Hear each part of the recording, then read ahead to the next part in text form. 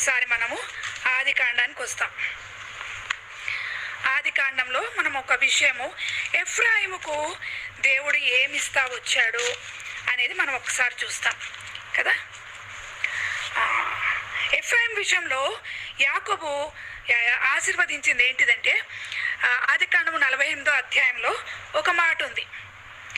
16 చివర్లో 16వ వచనం చదివితే, అనగా సమస్తమైన కీడుల నుండి నన్ను తప్పించిన దూత ఈ పిల్లలను ఆశీర్వదించుగాక, నా పేరును అబ్రహాము ఇస్సాకులను అను నా పితరుల పేరును వారికి పెట్టబడును గాక, భూమి యందు వారు బహుగా విస్తరించుదురు గాక అని చెప్పాను. ఇక్కడ మనం ఏం చూస్తా వస్తున్నామంటే, భూమి యందు వీళ్ళు బహుగా విస్తరించాలి. ఈ ఎఫ్రాయిము విషయంలోకి వచ్చేసరికి మనం ఏం చూస్తా వస్తామంటే, కిందకి వచ్చేసరికి ఎఫ్రాయిముకు ప్రత్యేక